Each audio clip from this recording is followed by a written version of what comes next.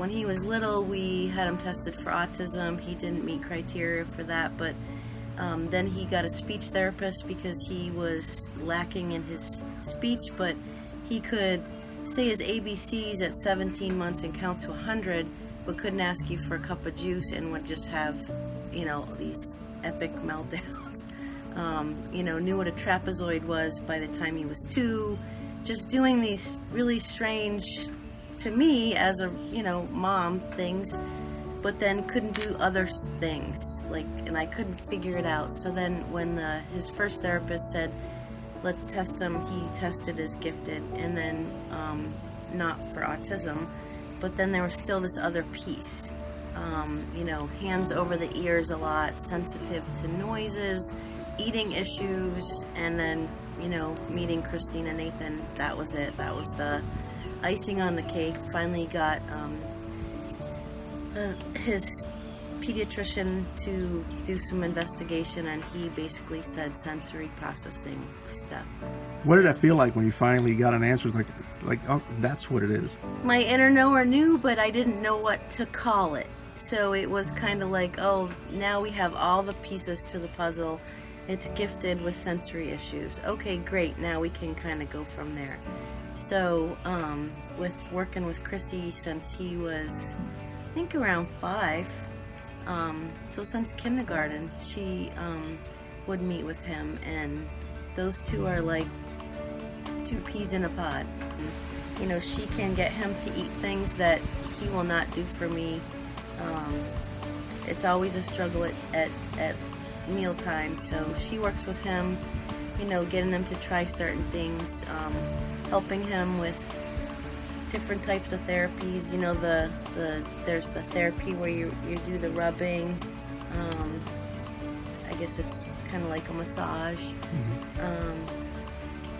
The putting the earphones on, listening to music, that soothes him.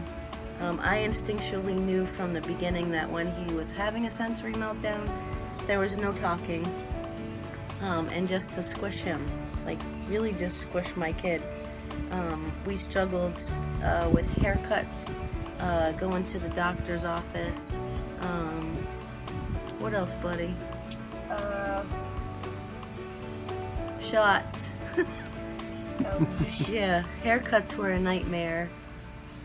Shots even more. Yeah. So we've overcome a lot of things with the therapies that we've received. He gets a haircut like a trooper now, huh? Yeah. There's no screaming. I can just remember I'd call Chrissy because I would cry because I didn't know how to handle it. And she would listen, and she would help me kind of ground myself as well as a parent, and just be very patient with me as well as being patient with him. When we play games together, it's really just fun. She talking to me, I give her answers. It feels fine. He tends to share things with her that he might not share with anybody else as well. Some of his really emotional struggles he'll tell her about, which I'm good with. I'm a single parent, so it's good for him to be able to have somebody to share with. He trusts her, and I think that he really loves her, and I think she loves him as well. So as long as your child is going to be more adjusted to life, and that a therapist might be able to do stuff that you can't do, you just simply can't, because you can't give them that piece. You don't have maybe the education or the background, and we can be less patient with our children than other people are. I would say go for it, do it. It's the best thing that I ever could do for him. I don't think he'd be where he's at socially or emotionally if I hadn't pursued some type of therapy with him, whether it be with you or other people.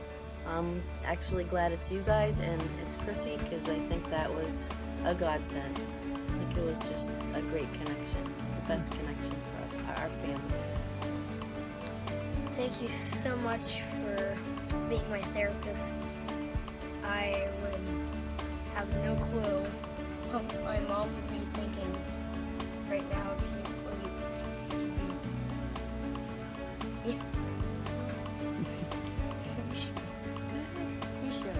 You should. He wants to tell you that he loves you and he's very grateful for you and how you love him unconditionally no matter what. He sort of brings your way because he's a different mix than some of the kids that she works with. So I'm glad that we figured it out with your help, and we're very grateful to the Elks Club. We